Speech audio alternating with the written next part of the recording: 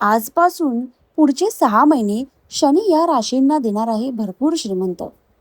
तर कोणत्या राशी आहेत? चला तर या व्हिडिओतून आपण बघूया. त्रिग्रही योगाचं दारी लक्ष्मीच्या पावलांनी येणार आहे पैसा. तसेच करिअरमध्येही प्रगतीचे संकेत. तसेच आजपासून पुढचे 6 महिने शनी या राशींना गजगंध श्रीमंत करणार आहे. त्रिग्रही योगाचं दारी लक्ष्मीच्या पावलांनी येणार आहे पैसा.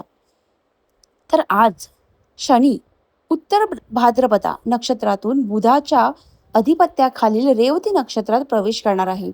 शनी 9 ऑक्टोबर पर्यंत याच नक्षत्रात राहणार आहे. तर या नक्षत्राबद्दल एका अत्यंत दुर्मिळ योगायोगाने घडला आहे. तर वास्तविक पाहता शनीने त्रिग्रही योगा दरम्यान आपले नक्षत्र बदलले आहे. हिंदू पंचांगानुसार वृषभ राशीत सूर्य बुध ग्रह आणि चंद्र यांचा समावेश म्हणजे त्रिग्रही योग तयार होत आहे. अशा परिस्थितीत शनी हा नक्षत्राबद्दल एका दुर्मिळ योगायोगापेक्षा कमी नाही. तर ज्योतिषांच्या मते हा नक्षत्राबद्दल 4ही राशींच्या भाग्यामध्ये भरपूर वाढ होण्याचे संकेत आहे. चला तर मित्रांनो बघूया, तुमची तर या राशींपैकी एक रास आहे का? पहिली रास आहे वृषभ रास. हा काळ वृषभ राशींच्या लोकांसाठी आर्थिकदृष्ट्या अनुकूल ठरू शकतो. म्हणजे भरपूर पैसा येणार आहे. उत्पन्न वाढवण्याच्या नवीन संधी निर्माण होऊ शकतात. तसेच शासकीय बाबींमध्ये दिलासा मिळण्याची शक्यता आहे.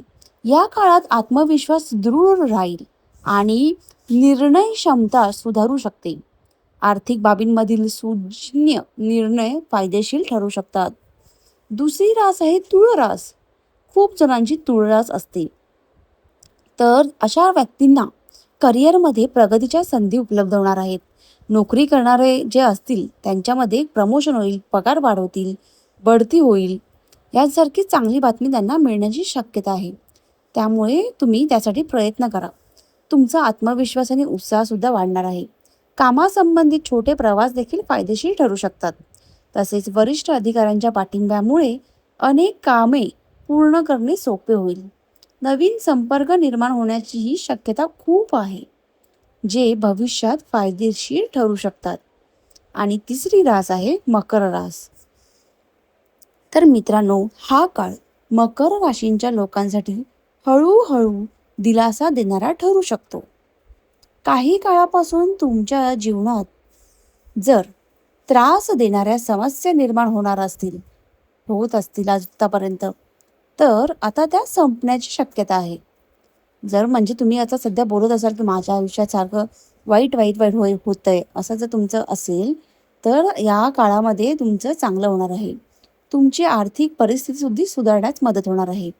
तुम्हाला नवीन प्रकल्पाबद्दल तसेच प्रकल्पांवर काम करण्याची प्रेरणा सुद्धा मिळणार आहे आणि तुमचा आत्मविश्वास वाढेल. व्यावसायिक तसेच वैयक्तिक जीवनात संतुलन साधणे सोपे होईल. परिस्थितीस पूर्वीपेक्षा अधिक अनुकूल असेल. आता रास आहे कुंभ रास.